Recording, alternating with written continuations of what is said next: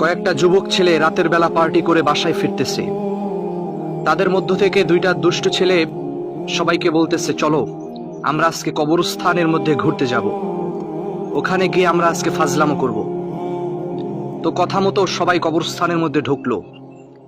ঢোকার সাথে সাথে পিছন থেকে অনেকগুলো যুবক ভয়ে পালিয়ে চলে গেল।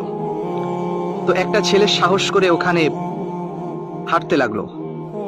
তো হাঁটতে হাঁটতে কবরের যখন একেবারে মাঝ বরাবর চলে গেল, চতুর্পাশে হাজার হাজার মানুষ শুয়ে রয়েছে মৃত অবস্থায়। তাদের শেষ সমাধিতে সেই যুবক ছেলেটা হাঁটতেছে। তৎক্ষণাৎ তার পিছন থেকে কেউ একজন তাকে ডাক দিয়ে বলতেছে, তুমি যে এখানে ঢুকেছো, কার পারমিশনে ঢুকেছো? আল্লাহু আকবার।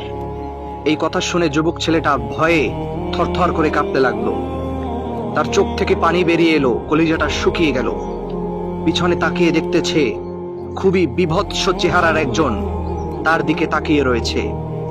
তার মুখটা একেবারে ফ্যাকাশে, মনে হচ্ছে অনেক দিন যাবৎ কেউ অত্যাচার করেছে। পুরা মুখটা পুরে পোড়া মুখের মতো দেখাচ্ছে।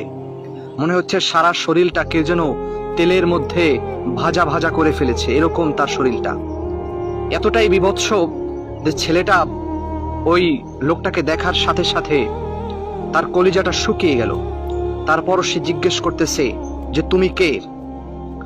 তখন সেই বিভৎস চেহারার অধিকারী লোকটা বলতেছে, আমি হচ্ছি তোমার মতো একজন যুবক, যে কিনা সারাটা দিন নেশা করতাম, নারীদের নিয়ে বসে থাকতাম, আল্লাহর কোনো ইবাদত করতাম না।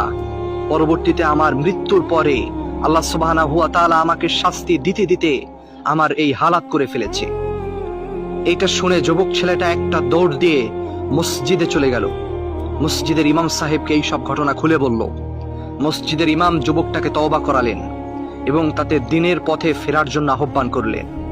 তাই যুবক ভাইয়েরা, আপনারা যারা এখনো এইরকম ফাসাদের মধ্যে লিপ্ত হয়ে রয়েছেন, আপনারা নিজেদেরকে দুনিয়ার মায়া মহব্বতের মধ্যে ডুবিয়ে রেখেছেন, আপনাদেরকে আমি অনুরোধ করব যে ভাই আপনারা ফিরে আসেন।